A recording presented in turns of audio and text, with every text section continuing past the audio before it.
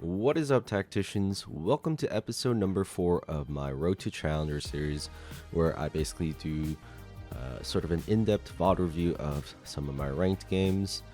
Now, I took Saturday and Sunday off just to, not record any videos and just sort of focus on climbing. And good to see that we got some results. So, on episode 3, we ended the day on Gold 375 LP, and that was day 3 of Set 14 coming to live servers. And today, as of day 5 or 6, I believe, we are currently at Plat 269 LP. So yeah, we pretty much climbed a whole rank, and soon enough we should be in Emerald and hopefully pushing for Diamond. So yeah, things are looking good. I got pretty lucky in the last 3 of my games, and a couple of my games I sort of tried something new, like Brawler's Claw Rain Garden. Just kind of didn't go well, and started just Amp. Is a very, very hard comp to play. Obviously, you have to make a minimal amount of mistakes. So one of these days I'll try to record one of those games and just kind of go over the kind of mistakes I might make, and sort of more in-depth analysis of how you should be playing that comp. And so yeah, so far pretty satisfied with how I've been climbing. 21.2% of my games I have got first place, which is, in my opinion, very good. So yeah, let's get into today's game. Today's game should be kind of a fun one. I was pretty excited playing it, so yeah, let's get in. We get the Artifact Anvil encounter, which is honestly not my most top performing encounter, because I don't know, I just feel like I have a hard time kind of choosing the best artifact and kind of playing around it. So yeah, here we start with two LeBlancs. You always want to hold LeBlancs, Vise, and if you get any early Gallios or Dravens. Just because if you get like an early Gallio or Draven, you pretty much can go on the Lost Streak route of Strategist Amp. Just having Cypher in the early games, and if you're looking to get something like a calculated loss, then you're pretty much set to get Strat Amp pretty nicely going, despite getting contested. So yeah, so far here we have a Jax 2 and 2 Poppies in my shop, so pretty good Bastion. Looking here, the choice is pretty obvious. Last set, obviously, we would have taken the Rapid Fire Cannon for Nocturne, but yeah, I mean, Hull Crusher's not too bad. You can give to Leona, Sejuani, Braum, Jarvan. Just, it's a pretty decent tank item. And Spectral Cutlass, you would have to sort of go the Executioner reroll route, which is like kind of risky. So like I feel like in any case, like Manazin is an almost insta take here, because you can go so many things with it. You can go Ziggs brand, Annie. You can even put it on, I don't know if you can put it on Smear really, but you can put it on Fiddle. You can put it on Vigar in my case. So many things you can do with it. Like, other people in the lobby can have a Manazin, and you can just go completely different route and still do pretty decent. For me here, so let's pause right here. Looking at my items, I have Rod, Tear, and Sword. Obviously, I can make Shojin, I can make Hextech Gunblade, and I can make Archangel, which is very, very fitting with Manazin here. In my case, probably the best one is Vigar, because you kind of want to go Manazin, Hextech Gunblade, and blue buff for Vigar, and I mean, I already have everything. I'm just missing a Tear here. So with that in mind, because I mean, obviously I can go like Aurora and just the Dynamo, right? We can go Elise, we can go Misfortune. In my opinion, even if you go Dynamo, I usually don't take Dynamo Crest because like Dynamo 4 is the most you can go up to, and there's already like 5 Dynamo units. So it's like you already don't even need to put all the Dynamos in, so what's kind of the point of putting the Crest? And better said, like when you go Dynamo comp, there's so many people in the back line that like you're going to be putting this on a frontliner, which I guess you can put it on someone like Leona or Sejuani, but you would rather just give them Protector's Vow and just more tank items. Like Dynamo Emblem is just not good. I think Dynamo Trade itself is really good, so go ahead and re-roll this over Spoils of War and Shop Glitch, because you know in my head I'm going Vigar reroll, so and because I have Mana Zane for Vigar, I'm expected to get a decent amount of kills here, so Spoils of War's not too bad. Shop Glitch obviously not too bad because I'm going to reroll comp. So yeah, just go ahead and roll Dynamo Crest here. And I mean, yeah, I end up rolling these two because, like I said, I already had Vigar in mind, so it's like now I just get infinite scaling for Vigar, who already does true damage, and you know I have Mana Zane for him, like insta take right here. So right here.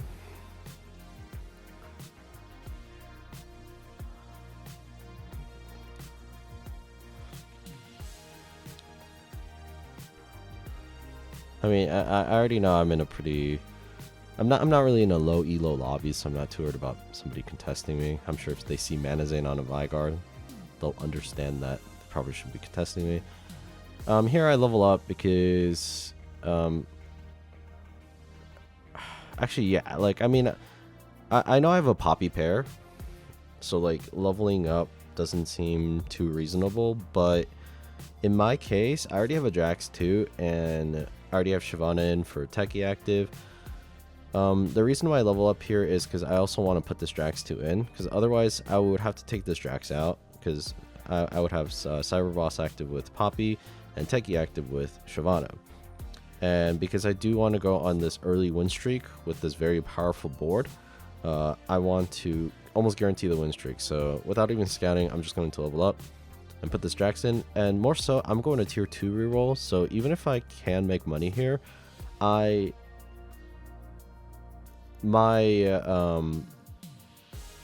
have more reasons to I have more good reasons to level up than to not, so it's like, you know, let me just level here even if I lose that interval right there. Yeah, I mean, I think that was a pretty decent choice.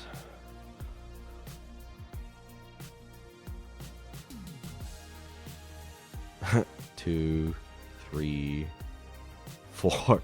So yeah, Vigar gets to basically cast 4 times, like back to back. It's just crazy. Like I'm just farming cognitive implant stacks already.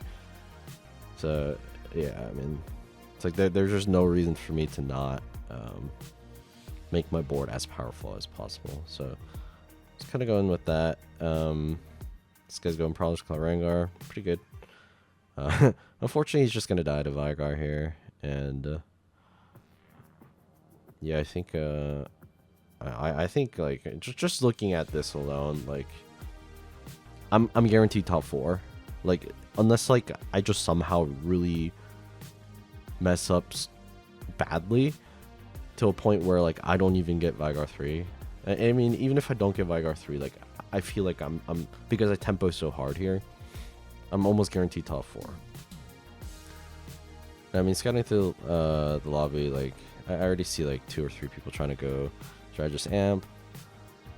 I was a little bit worried about that other guy with Mana Zane, but I mean, I saw his items, and it's like he even if he does contest me on Vigar, like I think I have the better start here. I have the better tempo, and I mean more so I have the cognitive implant augment, which is like on its own is not really the best, but because I have Mana Zane, like I'm almost guaranteed to get these kills. So Vigar level 1 is at 188 AP, so already like getting some decent value. So Yeah, I mean, nothing too much to like focus on the shop. Like at this point, like I'm set to go Bastion 6 and like just Vigar in the backline solo carry, or like a secondary carry of Ziggs if I can later on, and try to get Cyber Boss 4 active. Yeah, I did want that tier, and it happened to be on a Vigar, which is nice, but quite unfortunate. Gets taken, so just kind of go for the highest cost here with the tank item.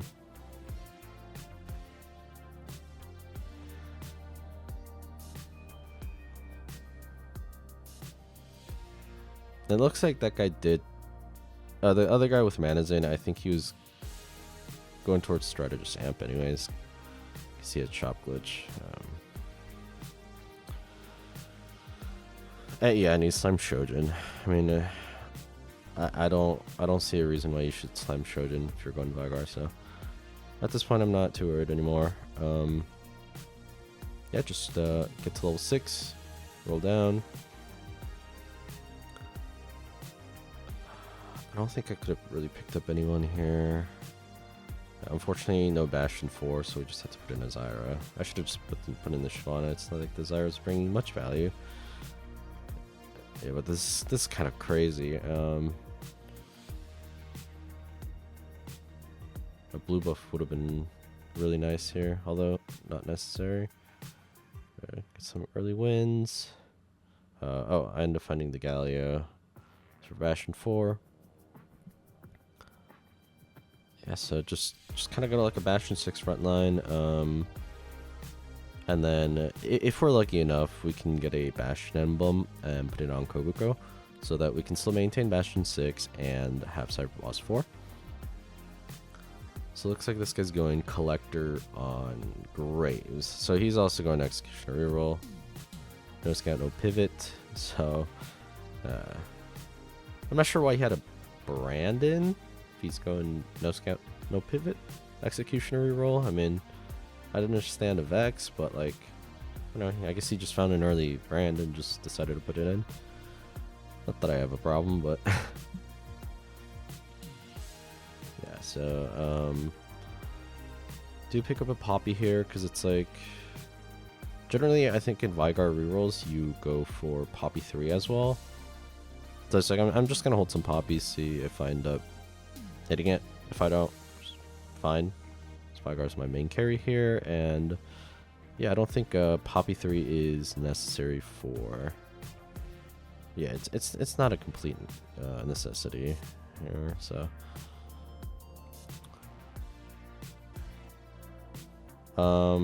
So here I did make one small mistake here. I mean, I don't really know how much it costed me, but given how much I was already up, like I guess it was like a minimal cost, but nevertheless, like if I were to do this in like another game, then maybe it costs me more. So it's just kind of good to point out.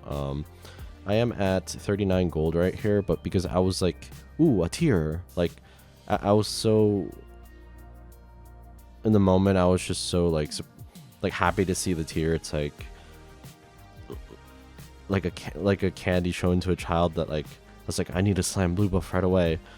Like, because I was so focused on that, I didn't realize I could have made an econ interval by selling Zyra right here. So in my case, small mistake. I mean, I still had plenty of time to do it, but like, yeah, I mean, I would have been at 50 here, 51 here.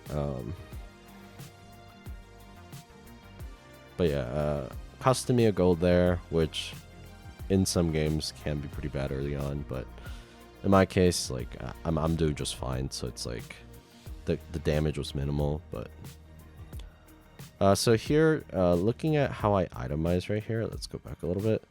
So I mean, like the item combinations are like, obviously we're not going to be making like frontline carry items like Edge of Night and Bloodthirster or QSS. So it's like, obviously, like this sword, in my head, it's like I'm not using this sword right now whatsoever because there is just no reason. And the only thing I'm going to use this sword for later on is like maybe another Hextech Gunblade, Shojin, Giant Slayer. It's like there's not much I can do with the sword. So this sword was a very unfortunate grab here. So looking at here, like, okay, without the sword in the picture, what else can I make? I can make Steadfast Heart, QSS, and Gargoyles. Now, most people here would slam Gargoyles. Personally, I feel like that's such a terrible slam in my specific case right here. Because looking at my front line, I have 0 tank items right now. Keeping in mind that I have 0 tank items, you have to realize I need utility. And what are the 2 most important utilities I can have right here? It is Sunfire and Ionic Spark, because I need that anti-heal and wound burn, and I also need Magic Shred. So Gargoyles, I'm already getting rid of chances of slamming Sunfire and Ionic Spark, because now I need another Chain Vest and another Cloak. So obviously I'm not going to do that. Now, I still think, like, you know, there's another guy on a win streak, and his board's pretty strong.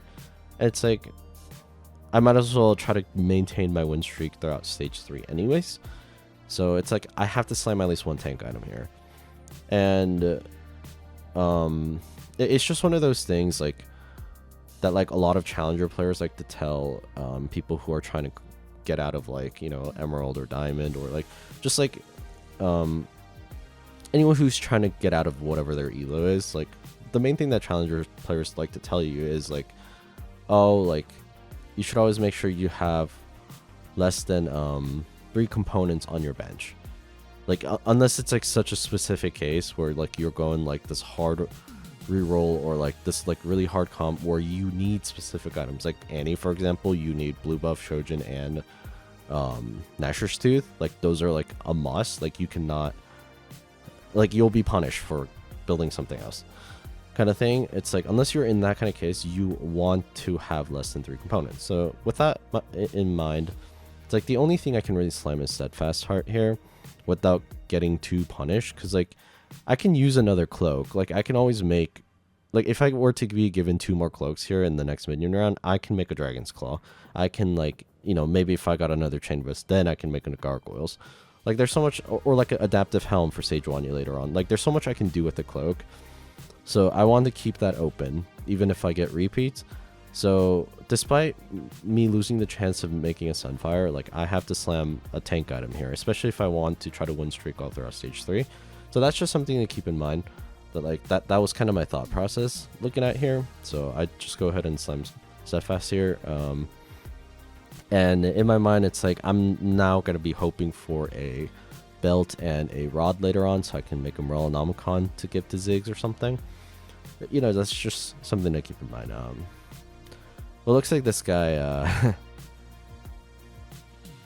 like, despite me talking about all, like, oh, I want to win streak all throughout stage 3, like, I think me just not having Vigar 2 here was a little bit unfortunate, despite him having Echo 2.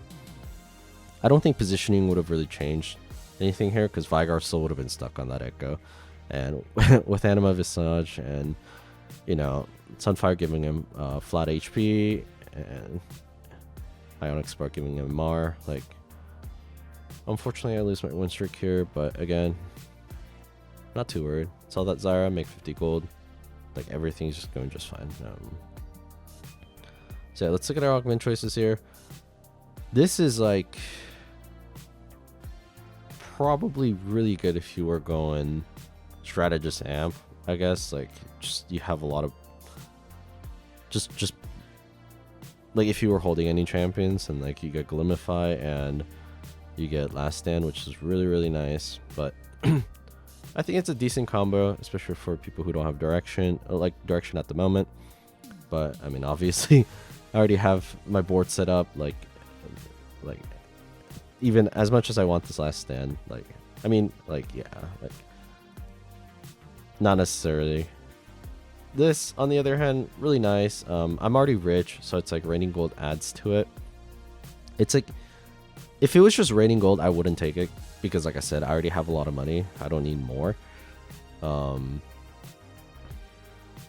Yeah, like, but, like, Cybernetic Uplink is not too bad here, because, like, I'm getting mana But like, you could also say that by picking this, I'm also overdoing it, because it's like Vygar's already casting 5 times in like the span of 3 seconds. So it's like, why would you want to do that? But I mean, like, I still don't roll it, because it's like, I don't really have a good person to put Rascal Gloves on, so just kind of roll it. And Cybernetic Implant, it gives AD, so it's like, no.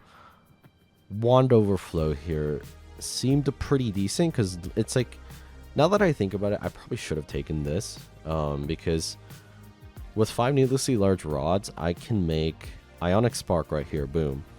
And when I get Ziggs, I can make a Hextech Gunblade, boom. And I can make a Rabadon's, boom. And then just grab a belt on the carousel and make a Morelnomicon, boom. It's like, and worst case scenario, I could have made a Crown Guard for like a Sejuani. Like, there's just so much I could have used that rod for, especially like me going to heavy AP comp.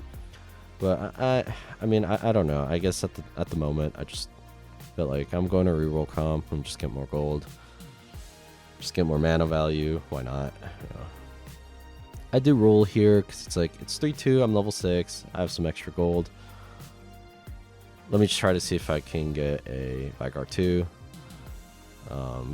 And here, normally, I would have stopped rolling at 43, but because I found a Vygar, now that I have a pair, my chances of completing it is much higher. So it's like, okay, let me roll a little bit more. Like, no more than 10, though, right? It's like, Galio 2, this is good enough. Like, no need to roll anymore here.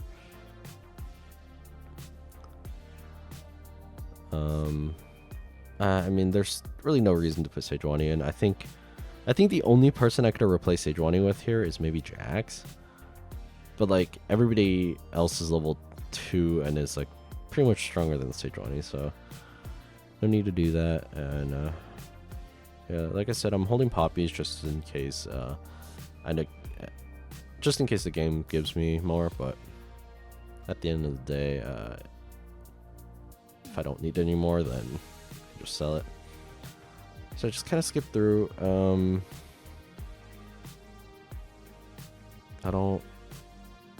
I think I rolled 10 more gold. Yeah, so right here, oh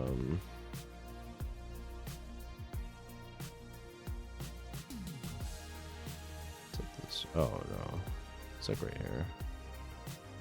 Let's just see it right here.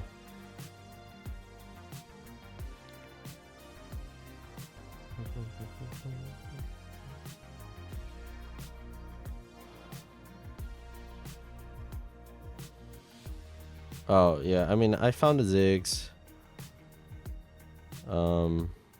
which is pretty nice. Early Ziggs, high rolled here, 5% for the. Yeah, I rolled a couple more times because it's like, I have this two Vygars. It's like, I mean,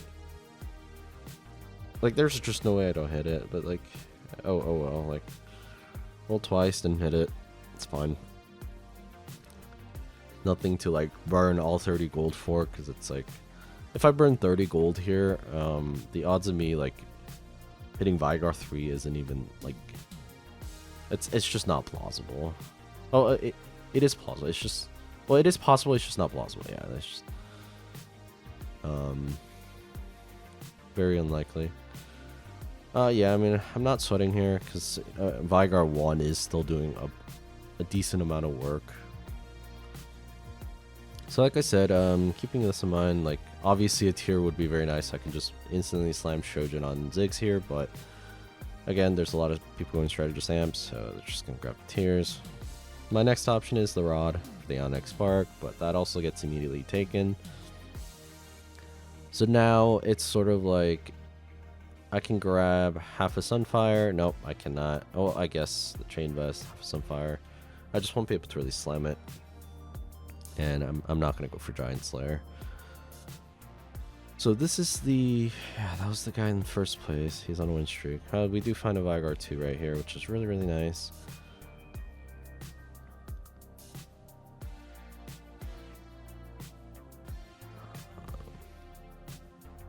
I mean, I think that... I mean, like, TFT, as I mentioned every time, is an RNG game. There's a lot of RNG components to it. Like, of course, like, you can be very skilled and all that, but at the end of the day, you could potentially get screwed by RNG. And one of those things that you can't really control is who you're going up against. And I mean, like, the guy in first place, like, he easily loses to my board, and he was able to keep this win streak for so long because he didn't have to go against me for like 2 full stages, which I don't know. I personally don't really have a huge of a problem with it, 'cause it's like, it's whatever. Oh my god, wait, that guy had 2 Annies at level 6. Oh, wow, okay, well, that's another thing about going strategist amp. It's like, no matter how good of a start you had, like, you had, let's just say you had like Cypher 4 start, and it's like you had calculated loss, and you get like thinking fast later, or like just anything that just gives you a tremendous amount of gold, enough that like you could potentially roll like 80 gold at level 8 on like stage 4-1, right?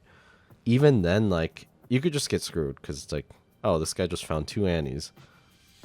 What's gonna stop him from finding a level 2 Samira at level 7? You know, it's very unlikely, but I'm just saying, like, the comp's already hard to play, and then like, because so many people are contesting you, the chances of you getting screwed over them getting lucky is like so high. It's just not worth it, in my opinion. So it's probably better to just go a more solid comp, like a different fast 8 and fast 9 comps, and just hope you can tempo, and because like ultimately they're using HP as a resource, and if you do the opposite, maybe you like tempo by using gold and not your HP, then maybe you'll be fine at the end. So I mean, that's kind of what I'm doing here, except more of a reroll comp. Well, yeah, I'm using gold as a resource instead of HP. So my sort of rule of thumb, at least like in this game, was I'm at 66 gold.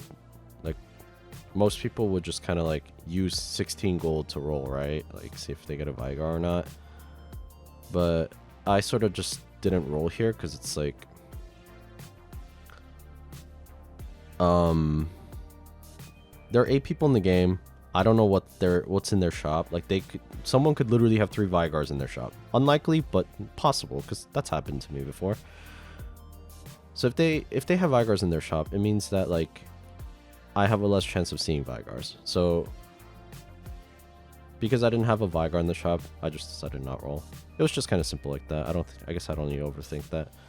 I don't know how I hit a level 2 Sejuani at level 6. I mean, I was over here complaining about some dude having 2 Annies at level 6, but I guess I just high rolled here a little bit. Just see if I can find some Vigars. Because I found 2 Vigars here, actually 3 now. So I was like, I'm gonna keep rolling. I'm just gonna keep rolling, see if I find it. 1 remaining. And the other general rule of thumb when you're rolling down is don't go below 10, and that's just so you can easy econ back up. There's a difference of you like trying to econ back up from 5 gold and like 11 gold is like a tremendous amount of difference.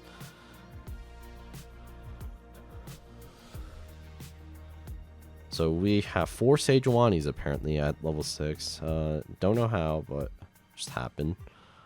So let's look at our augments here. Bad luck protection. I mean,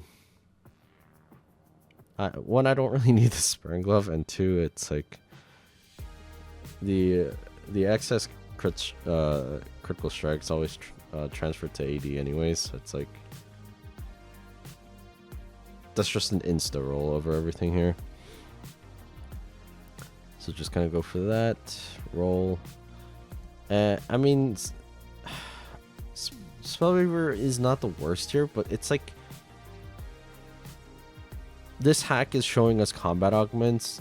Like, I want something better. Like, Piercing Lotus here, for example, is really nice here. Like, I get that Shred and Sunder, and that I'm missing right now, and that like I'm not even guaranteed to build. So take that, and I can crit strike. Like, I hit a level 2 Ziggs and a level 2 Sejuani before a level 3 Vigar. That just seemed a little bit ridiculous to me. But hey, I mean, I'm not complaining. I have to tempo harder here now. Like, I don't even need to roll at 8 anymore. Like, not that I was really going to. No, I guess I would have rolled at 8, but like, it's like, now I don't even need to roll at 8. Like, and I think the only, yeah, like I said, just sell those. You always want to be above 10 if you can. Like, hitting that level 3 Poppy isn't even important anymore because I have a level 2 Sejuani. It's like, what's the point? It's not like Poppy's gonna get items. It's not like I have lucky gloves. If I had lucky gloves, then maybe I'd consider it, but yeah, like I said, this guy in first place, he did get pretty lucky that he didn't have to go against me from 2-1 to 4-2. So he was able to win streak all, like, basically almost through all of that.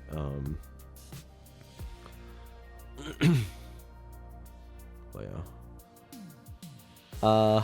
The whole prisoner's dilemma here. It's like, the way I thought about it is like, I can take the guaranteed 13 gold, right? It's like, at most 2 people can take it for me to like get more than 13 gold, right? Because if 2 people take it, then we both get 17 or 18. Yeah, 18 gold. Unfortunately, I failed the coin flip here, but I mean, my thought process was like, not only am I trying to greed for like the minimal amount of people splitting, but also like I'm just hoping that, like, because there were moments where nobody decided, oh, like only one person decided to split, so it's like that one person takes all the money. So it's like, in that like small case that's gonna happen, like I'm willing to get less money if it means that like I'm making sure that not one person takes the whole bag. So that's just kind of my thought process. It's like, I'm already doing well. I guess I don't really need to greed, but like that's my side of the like thought process. It's like, I don't want somebody else to get even more ahead because they got the whole bag, which I guess in this case didn't matter. Luckily the rod is on a tier 1 here, and I think enough people grabbed the rods to not need it anymore, so thankfully I got it here. After 3 carousels, I finally get to make the Ionic Spark. Actually, I was a little bit confused about this guy right here. Okay.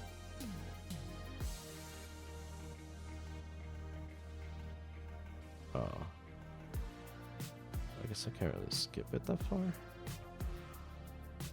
Yeah, like right here, when I'm scouting.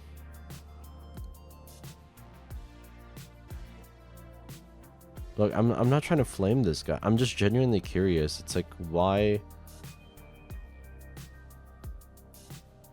I refuse to believe that the game gave him 2 IEs. Is that magic roll? Because like, one, and we're not even putting it on Graves and Rengar. So I was just a little bit confused. It's like, we have 2 IEs on 2 AP carries. And he knows that Varus is an AP carry, otherwise he wouldn't be... Wait, and also we don't have Morello on... Oh. This is my VOD review. I'm not here to judge other people. I'm just curious, like, what was going on. I just don't know if it's like... And don't get me wrong, slamming IE on an AP carry is not even like... It's not even considered a stupid play, because like, at the end of the day, you're making sure that their ability crits. So at the end of stage 4, like, if you can't make a JG, then you make an IE, then yeah, I mean,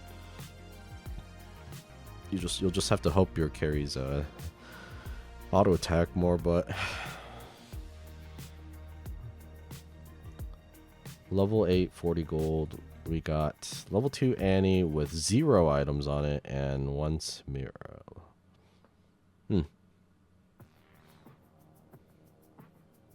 Interesting. This Vigar's just wiping people. 236 AP with Piercing Lotus crit and just holy moly. It's crazy. Yeah, I mean, at this point, I think I guess every game, another thing I like to try to do is like any given point of the game, I try to kind of see like, I guess the more proper word is like what the game equity is, and it's more easier to evaluate the game equity when you're playing a one-on-one strategy game. But obviously, because TFT is like a one-on-one strategy game, it's like evaluating the equity is a lot harder, because it's like you can't really just compare your board to like each individual person. I mean, like, I'm sure if you're like a challenger level player, like you can, but like at the very least, as a masters player, what I can do is like, oh, this person, like, I can identify who has the strongest board, who has the weakest board, what is my board compared to those two, and like what is my power range, right? And so like in this case, like I can kind of evaluate the equity of like me landing in like obviously top 4 and even top 2. So then the next like thought process is like, what can potentially cause me to not get first place, right? It's like, do I potentially beat a level 3 tier 4? Because it is possible. Like I've had many games where somebody hits a level 3 tier 4 and I somehow beat them without my own level 3 tier 4. So it's possible. I've yet to beat somebody with a level 3 tier 5. Yeah, I've yet to beat somebody with a level 3 tier 5, but you know, so it's like in my head I'm thinking like, okay, I lose to a level 3 tier 5. I potentially also lose to a level 3 tier 4.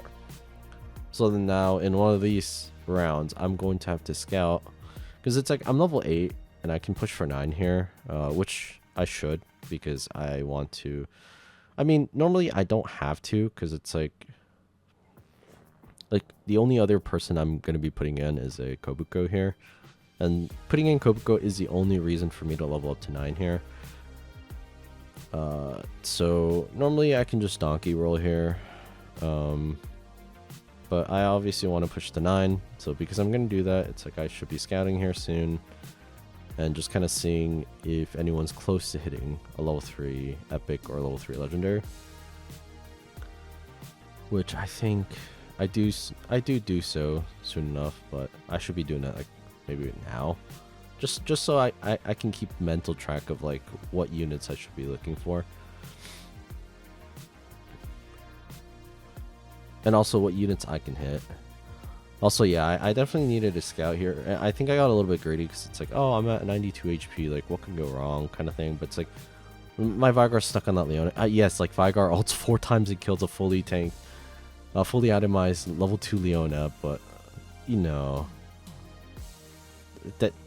that's still not what you really want. Like obviously you want Vygar to clear that one section and then kind of walk up to their backline carry and hit them too. But in my case, I was stuck on the Leona for a little bit, which almost lost me the round there, which, like I say, may not seem like much. Like you may think that I'm over analyzing it, but it's like, as I go up in the higher lobbies, I'm sure I'm going to need to optimize even more. Like that's how I'm going to be able to even get to Challenger and win in Challenger lobbies. Like I have to look at these tiny little things. I have to optimize every little thing I can, even when I'm at 92 HP and the next person is at 43 HP. Like I can't just let that go. Like level 2 Samira, level 2 Brand. Like the lobby's getting a little bit more serious, obviously, because we're in stage 5. Fortunately, I don't have to worry too much, because my Vygar's stacking, and you know, he only gets stronger. Pretty nice here. Here, Bastion Emblem. Boom. Wonderful. Now, I just need to... Now I can just realistically roll down here and just try to find one Kopko. But, unfortunately, it gets taken here. I think it's because that guy can hit a level 2 Aurora for that, but that's fine. I went the entire game without anti-heal. So just grab it here. Yeah, because now that we have a Samira and, like... Yeah, 2 people have level 2 Samiras, and... We just want to stop some... healing.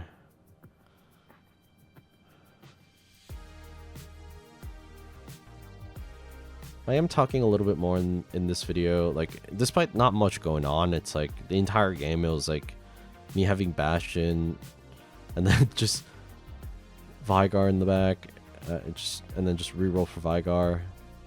Also, I should have checked Exotech items here first, but it's whatever. Yeah, I know I'm talking a lot more in this video, even though it's a lot less complicated, and I think it's just because, like, there's just so much to even look at, like, in a game of TFT where you're sitting there for 30 seconds to prepare your board. There's so much that can happen. Like, most people think, like, oh, it's like I can just move around a unit or two. There's 5 things in my shop. It's like, what can you really do? But it's like there's just so much you can do, like. So yeah, I just like to talk about every little detail here. I do pick up a Garen here. It was sort of unintentional. It's like, oh, Garen's just better than Urgot in this case, right? Because I'm rolling down to look for Kopko here. And I do lock my shop here because it's like, oh, I have 2 Viegos here. That's a pair. Level 2 Viego would make my board significantly stronger if I find it. And he also happens to be a techie. However, I don't know. I think where my board state is at, I don't think it was really necessary to go for that. Oh, actually, looking at this round, I realized that I wanted my Vigar to be on the Leona at the beginning, because I need to kill that Leona while Vigar gets to spam his ult back to back. Because if I'm stuck on that Leona at the end there, like you just saw, like, Vigar's not going to be able to kill anything, and I'm just going to... And Zai's just going to kill me there. So, okay. I guess that's just one thing to keep in mind. Because Vigar can one-shot the tank, essentially. One-shot combo the tank. It's very important to line him up there. Okay.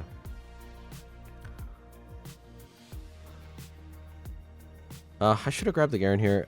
Again, I unintentionally put in the Garen, because it's like, oh, it's a Garen. And who knows, I could have had a level 2 right there. But my mind was so set on... yeah, I guess this is, like, I was sort of autopilot rolling there. Because it's like... Because, like I said, TFT is a game of RNG. It's like, you should be playing around what's given in your shop. And in my case, I could have potentially had a level 2 Garen there. You could argue that I probably wouldn't have seen that Garen if I grabbed it. But, like, who knows? Level 2 Garen, like, would have been probable here. And... yeah, like, in my mind, it's like, oh, I need to look for Kopko. I need to look for Kopko because I need Cyber Boss 4, which is valid because it's like that's the whole point of putting in Kopko. That's the whole point of wanting Kopko over Garen. So I get it. Like, maybe I didn't really need to care about Garen too, but in my case, it ended up working out. And also because I'm like so like focused on my roles that like I completely forgot Ziggs has the Cyber Boss upgrade at the moment, which I guess I got lucky that it didn't really screw me over, but could have been bad. Could have been bad. I think I still lose here actually, because Samira's not annoying. Even with these Samira items, she doesn't have IE, she doesn't have Hodge. Do I win here? Oh, I do lose. Okay. Yeah, she just has so much attack speed from Mittens and Rage Blade, but yeah, I mean, right here, I was like, oh, Garen can give me Techie mod for Ziggs. Even for Sejuani. So I was like, okay. Like, let me just keep this Garen in now. I mean, it's not like I go ahead and find Koboko anyways, so it didn't really matter, but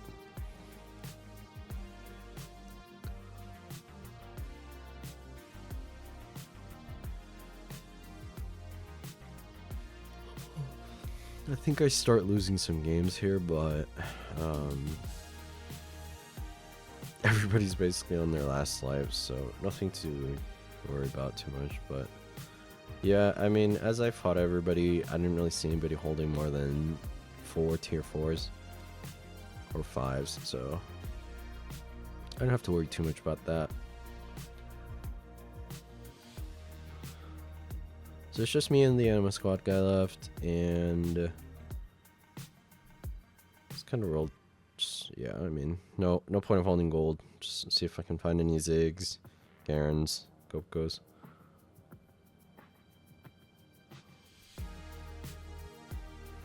Again, like, in my mind here, I was like, oh, I don't want Veigar to be stuck on Leona the entire time.